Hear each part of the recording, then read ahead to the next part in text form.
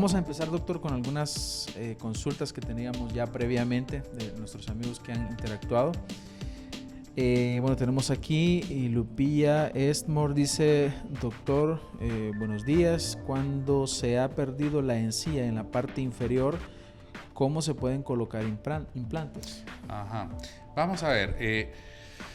Recordemos que lo más importante para pensar en implantes es contar con hueso, ¿verdad? Ciertamente, porque necesitamos ancar ahí, pero la encía y lo que subyace debajo de ella, que es tejido conectivo, también es importante, ¿verdad? Y entonces es un complejo al cual tenemos que prestarle atención. Realmente lo más importante acá es evaluar cada caso. Ahora contamos con el recurso muy valioso de la tomografía de rayo de cono. Ella nos permite ver en el interior una imagen tridimensional de los maxilares, tanto del maxilar superior como de la mandíbula, y entonces podemos determinar la cantidad de hueso que tenemos.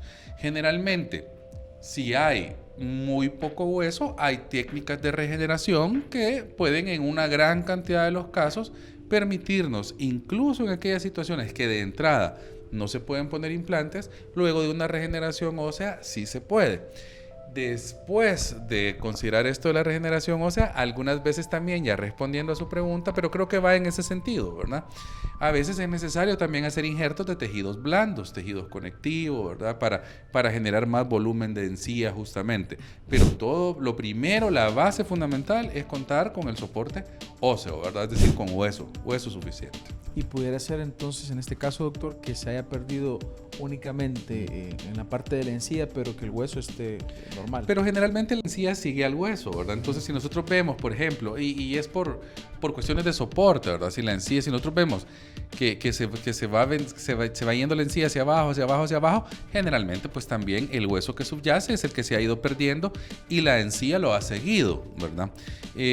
Cuando hablamos de brechas edéntulas, es decir, de espacio donde faltan dientes, a veces cuando hay dientes, pues no, ahí la cosa es diferente, pero ese sería un tema diferente, ¿verdad? O sea, generalmente la encía o el tejido blando pues sigue a la configuración del hueso, ¿verdad? Suele ser lo más común.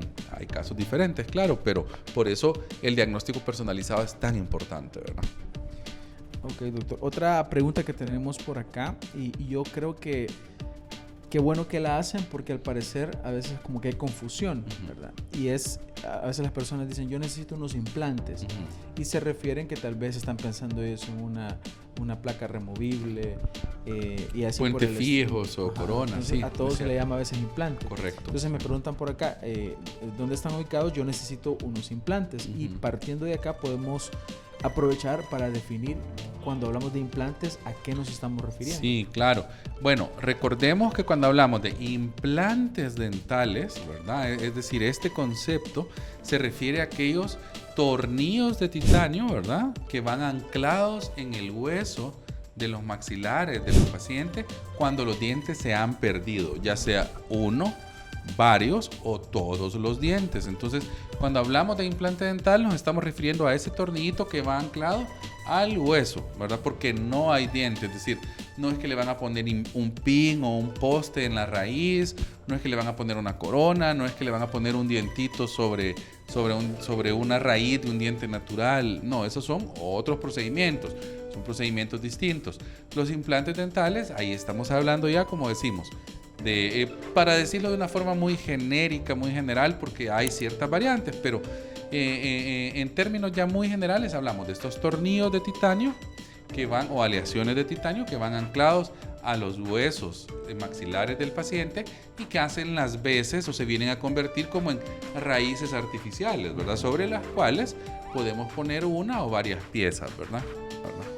Así es. Y bueno, y esta misma persona pregunta: ¿y en cuántos días se hace el trabajo? Entonces aquí podríamos aprovechar para hablar cuánto tiempo se lleva a cabo desde que se hace la primera cita hasta lograr tener ya su corona finalmente. Sí, bueno, depende del tratamiento, ¿verdad? Si hablamos de un implante dental como tal, el promedio es de 4 meses más o menos, ¿verdad? Desde que se hace la cirugía hay que esperar un tiempo, que es el periodo en el cual se da el proceso que se llama óseo-integración, en el que el titanio o esta aleación de titanio del tornillo y el hueso se unen, se funden y ya tienen una estabilidad suficiente para soportar las cargas masticatorias. A eso hay que darle unos 4 meses de espera. Es como el denominador común. Hay ciertos casos donde hay que esperar un poco más, ¿verdad? Por ejemplo, cuando nosotros no podemos poner el tornillo de una vez porque falta hueso y tenemos que regenerar el hueso primero, ahí los tiempos de espera ya se hacen un poquito más largos, a veces de 6, a veces hasta de 8 meses, para luego poner el tornillo, después esperar 4 meses más y entonces ya fabricarle su prótesis.